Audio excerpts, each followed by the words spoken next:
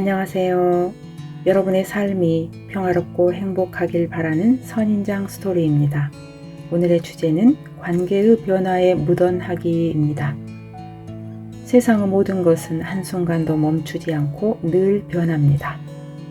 변하지 않는 단 한 가지는 모든 것은 변한다는 사실입니다. 국제사회에선 어제의 적이 오늘의 친구가 되고 오늘의 친구가 내일엔 적이 되는 경우가 비일비재하지요. 인간관계에서도 마찬가지입니다.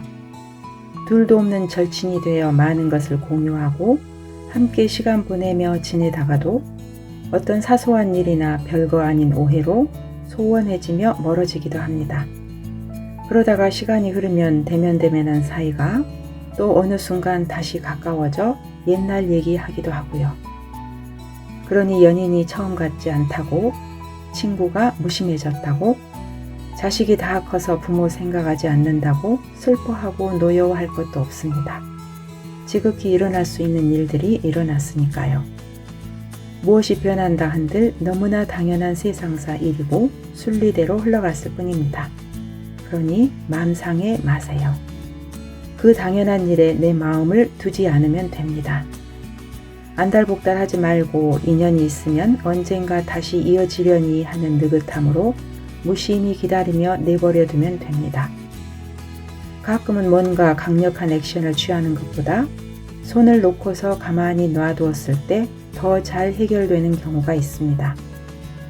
특히 감정이 앞서 있을 땐 정말 조심해야 할 순간입니다.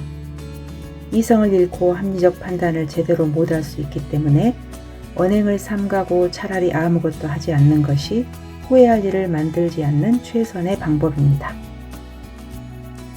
맑은 물도 조금만 휘저으면 흙탕물이 된다. 흙탕물은 손을 대면 더 혼탁해지고 가만히 두면 저절로 맑아진다. 그러니 때론 상황이 좋아질 때까지 기다리는 것이 힘든 상황을 해결하는 최선의 방법이다 라고 17세기 철학자 발타자르 그라시아는 말했습니다. 부모 자식 간의 관계를 생각해 보세요. 자식이 우리로부터 태어나 지금까지 잘 자라 이제 제 몫을 하며 우리의 손을 떠나가고 있지요.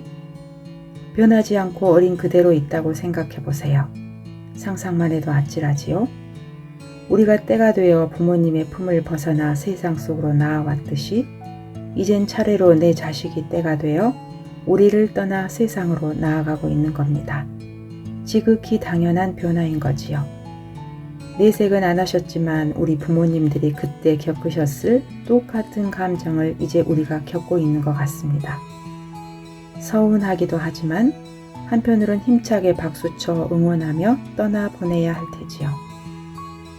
서운함과 시원섭섭함, 왼수, 그리고 그리움과 애잔함이 묘하게 섞인 복잡한 관계인 것 같습니다. 부모 자식은. 자식의 일거수일투족에 울고 웃지 말고 좀 더 쿨한 부모가 될 수 있다면 좋겠습니다. 부부들의 모습은 또 어떤가요? 참 많이 달라졌지요? 생각해 보세요. 결혼 초기의 시절과 지금의 모습을요. 누구에게나 당연하게 일어날 변화예요.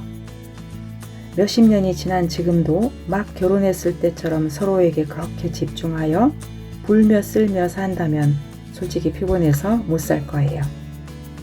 적절한 거리에서 간격을 유지하고 서로 숨 쉴 수 있는 공간을 존중해주며 어느 정도는 담담하게 제 역할을 하며 건강하게 살아가는 것이 지극히 평화로운 흐름인 것 같습니다. 미국 시인 칼린 지브란의 결혼에 대한 식구 중 저는 이 대목을 참 좋아합니다. 부부에 대한 이상적인 관계를 보여주는 것 같아요. 함께 이때 거리를 두라. 그래서 하늘바람이 너희 사이에서 춤추게 하라. 서로 사랑하라.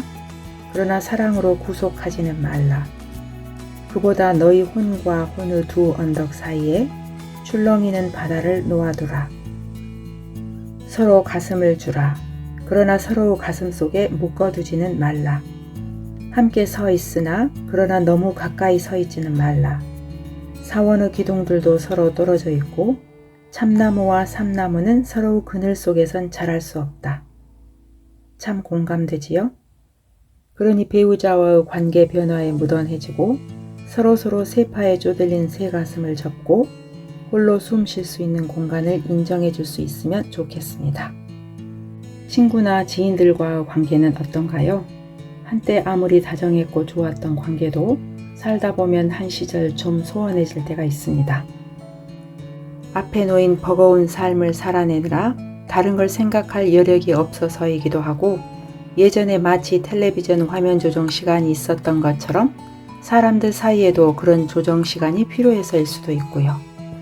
그렇다고 너 왜 그러냐 따지거나 서운한 말을 남발하며 불쾌한 태를 있는 대로 내어 폭발하면 그 관계는 정말 영원히 끝나버릴 수 있습니다. 그냥 그대로 가만히 두고 한동안 서로 지켜보는 것이 제일인 것 같습니다.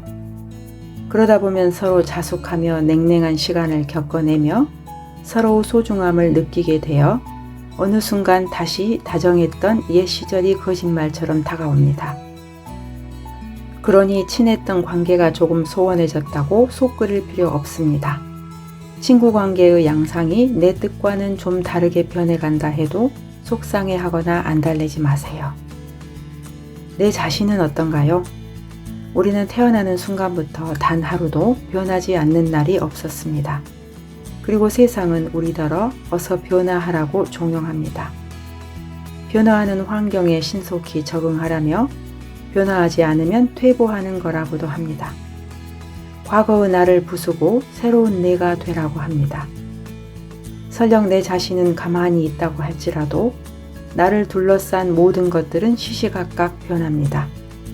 하다못해 지구도 돌고 시간도 흐르고 우리의 세포도 바뀌고 낮과 밤도 바뀝니다.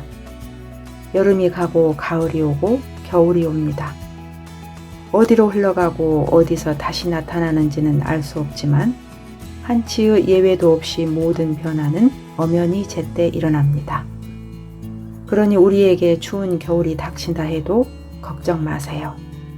가만히 견디어내면 곧 봄이 다시 올 테니까요.